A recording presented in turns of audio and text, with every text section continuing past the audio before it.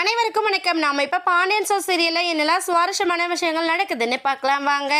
குமார் அரசியோட கேஸில் நம்ம யாருமே எதிர்பாராத திருப்பு முனையாக நம்ம அரசி வந்து கேஸை வாபஸ் வாங்கிக்கிறேன் அப்படின்ற ஒரு வார்த்தையை சொல்கிறாங்க. இதை கேட்டதுமே கோர்ட்டில் இருக்கிற எல்லாருமே ரொம்ப ஷாக் ஆகிறாங்க. என்ன காரணத்தினால அப்படி அரசு கேஸ் வாபஸ் வாங்குறாங்க அப்படின்னு சொல்லிட்டு பார்த்தீங்கன்னா, குமார் வந்து அவரோட வாயால் தான் பண்ணது தப்பு, நான் அதை திருந்திட்டேன் அப்படிங்கிற ஒரு வார்த்தையை கேட்டதுனால அரசு வீட்டில் இருக்கிற யாரோட டெசிஷனையும் எதிர்பார்க்காத இந்த வார்த்தையை வந்து சொல்கிறாங்க.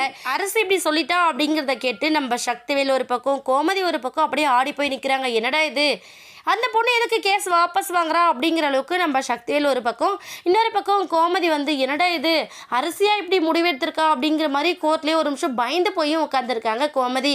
ஆனால் நம்ம அரசி என்ன பண்ணுறான்னு சொல்லிட்டு பார்த்தீங்கன்னா, கேஸை வாபஸ் வாங்கிக்கிறேன்னு சொன்னதுமே நம்ம ஜட்ஜையா வந்து கேஸை வந்து தள்ளுபடி பண்ணிடுறாங்க. தள்ளுபடி பண்ணதுமே நம்ம குமார் வந்து அரசுக்கிட்ட போய் நன்றியை தெரிவிக்கிறாங்க. ரொம்ப நன்றி அரசி, எனக்கு திருந்த ஒரு வாய்ப்பு கொடுத்துருக்க, ரொம்ப சந்தோஷம், இதுக்கு நான் எந்த அளவுக்கு கைமாறு செய்ய போகிறேனே எனக்கு தெரியல அப்படின்னு சொல்லிட்டு நம்ம குமார் வராரு. உடனே நம்ம சக்தி வந்து இது எதுவுமே புரியாத மாதிரி யோசிக்கிறாரு. என்னடா இது, எப்படி இந்த அதிசயம் நடந்துச்சு அப்படின்னு சொல்லிட்டு தான் பையனோட வாழ்க்கை மீண்டடிச்சுன்னு நினச்சி ரொம்ப சந்தோஷத்தோடு வராரு. ஆனால் நம்ம பாண்டியன் வந்து ஒரு இனம் புரியாத கோவம் நம்ம அரசி மேலே அப்படின்னே சொல்லலாம்.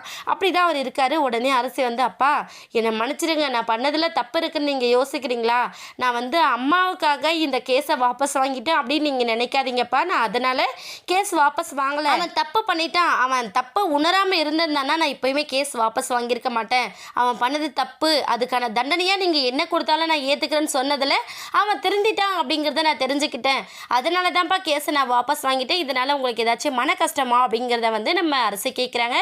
உடனே பாண்டியன் வந்து, இல்லைப்பா நீ சொந்தமாக ஒரு முடிவு எடுத்திருக்கல, அதை நினச்சி நான் ரொம்ப ப்ரௌடாக ஃபீல் பண்ணுறேன் அப்படின்னு சொல்லிட்டு நம்ம பாண்டியன் அரசியை என்கரேஜ் பண்ணுறாங்க.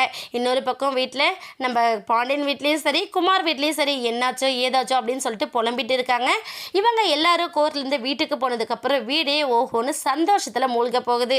ஆனால் நம்ம பாண்டியன் மனசுக்குள்ளே ஒரு சின்ன வருத்தங்கள் இருந்துக்கிட்டு தான் இருக்க போகுது. இதுக்கப்புறம் ரெண்டு குடும்பமும் ஒன்று சேர்ந்து நம்ம அரசி குமாரோட கல்யாணமே வேறு லெவலில் பண்ண போகிறாங்க. ரெண்டு பேருக்குள்ளேயும் புதுசாக திரும்பவும் காதல் மலர போகுது. வெயிட் பண்ணி பார்க்கலாம். இந்த வீடியோ உங்களுக்கு பிடிச்சிருந்தா மறக்காமல் நம்ம சேனலை சப்ஸ்கிரைப் பண்ணுங்கள். தேங்க்யூ.